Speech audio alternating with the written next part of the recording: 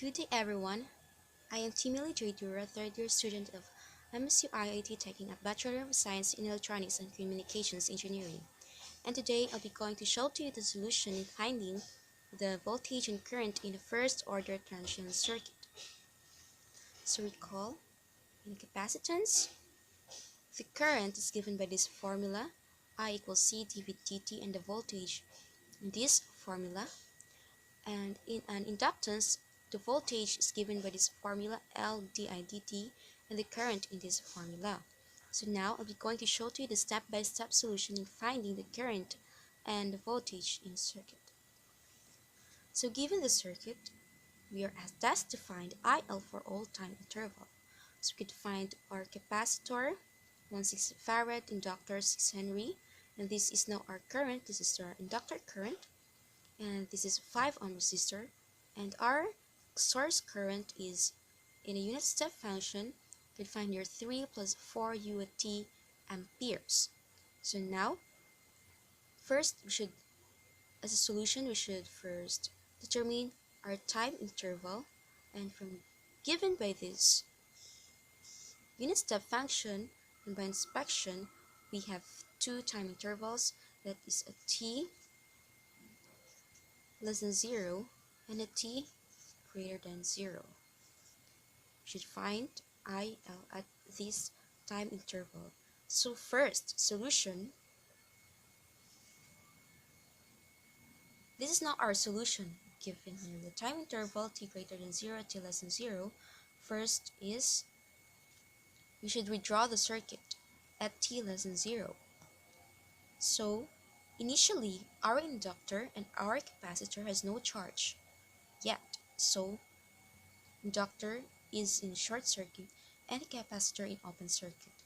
So now, and by inspection, our IS is 3 amperes, because at t less than 0, this will become 0, and this is now 3 amperes. So by inspection, IL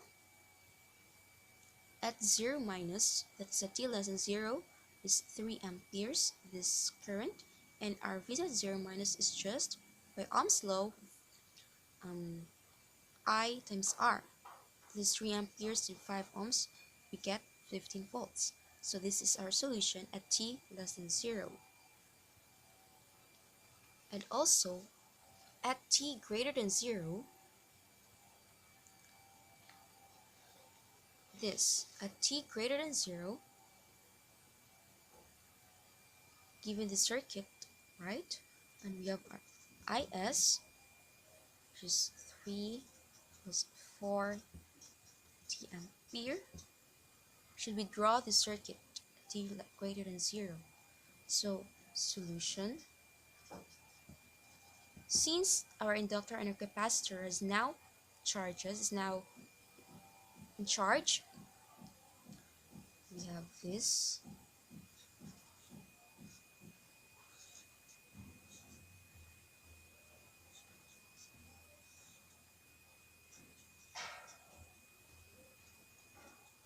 And we found this is our IL at 0 plus, this is our VC at 0 plus, and IS now will become, since we at t greater than 1, this is equal to 1, so 3 plus 4, IS is now 7 amperes. So we're now at 7 amperes. So by inspection, we can see that this circuit is a driven RLC circuit. And in driven RLC circuit, we have a solution for IL is ILN plus ILF. And ILN is just the natural response of the circuit. ILF is the force response of the circuit. First, we need to solve for the forced response of the circuit. In order to solve for the force response, we should let our source current to act alone in the circuit. And by that, we should have our inductor in short circuit and our capacitor in open circuit. This is 7 ampere and 5 ohm. So our ILF by inspection is just 7 ampere.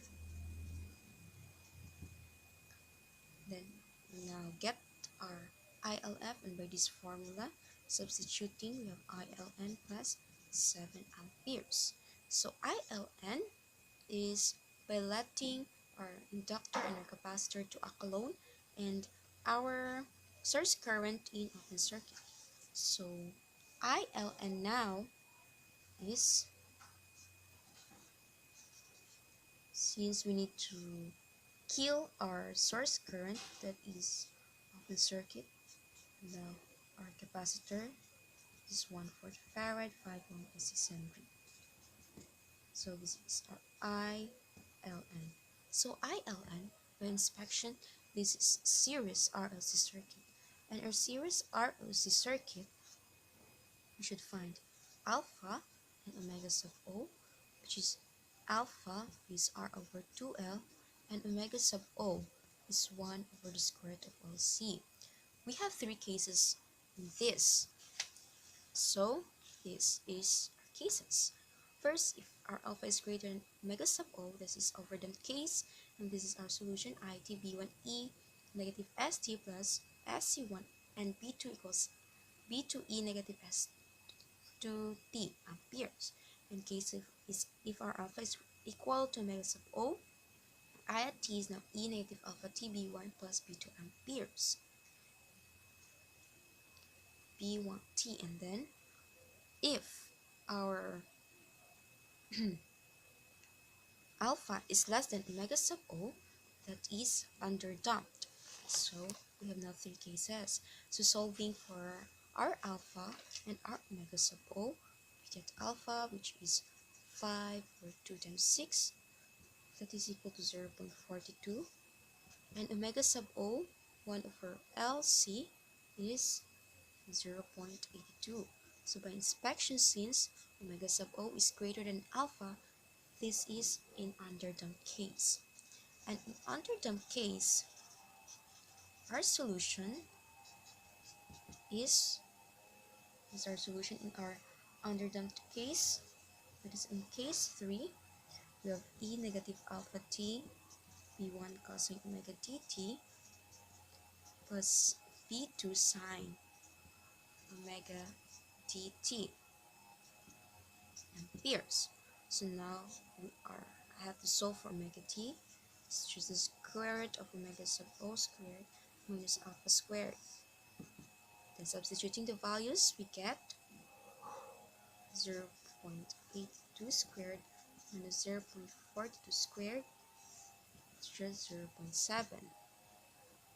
So now we have I at T, E, substituting the values of alpha, negative 0.42 T, B1 cosine, and omega d 0.7 T plus B2 sine 0.7 T ampere. This is just the natural response of the circuit.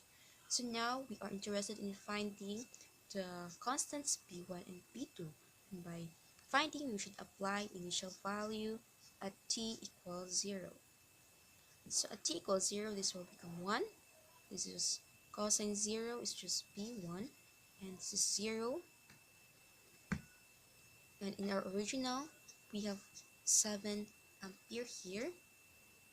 So B1 plus 0, 1, and the 7 is just equal to, since our inductor current cannot be changed instantaneously, so that IL0 minus should be equal to IL0 plus. So earlier we get IL0 minus. What is the value of IL0 minus? So we have solved that. That is 3 amperes should be equal to 3 amperes.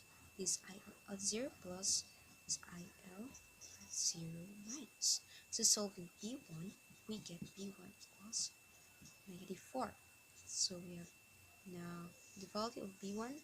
Then we'll in order to solve the value of B2, you take the derivative of this whole equation. So dIL dt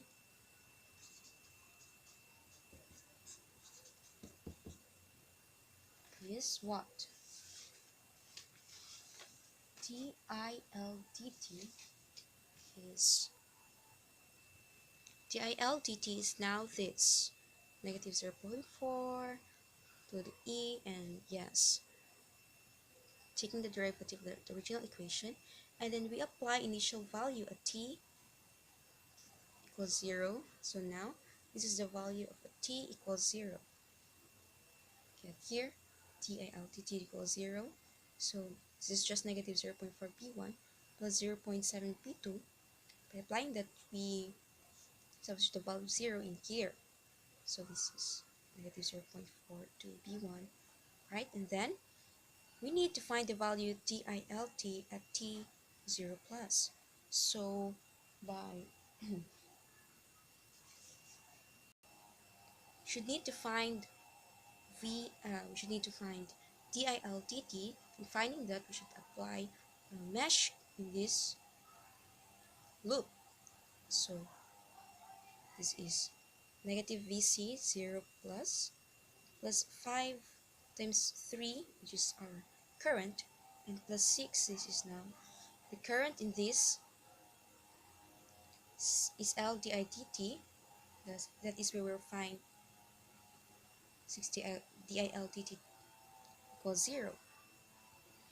So VC at 0 minus is equals to VC at 0 plus, because there is no instantaneous change of our voltage capacitor. So VC 0 minus should be equal to VC 0 plus. So VC 0 minus is initially is 15 volts, so it should be equal to 15 volts. So negative 15 volts plus 15 plus 60 LD over dt.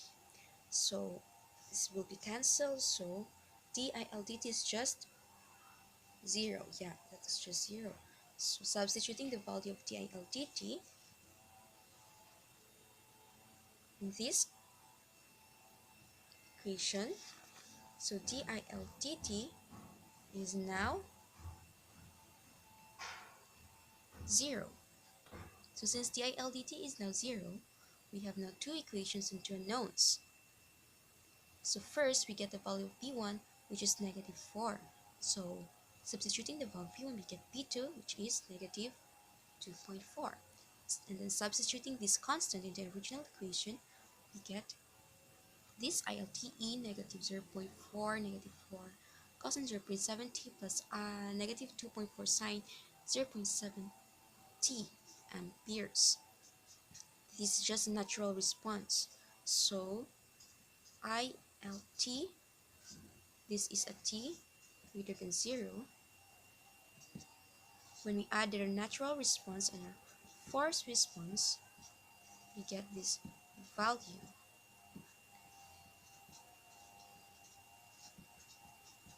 And this is 7 amperes. So we have now get our ILT at 0 plus. So summarizing our values, we get ILT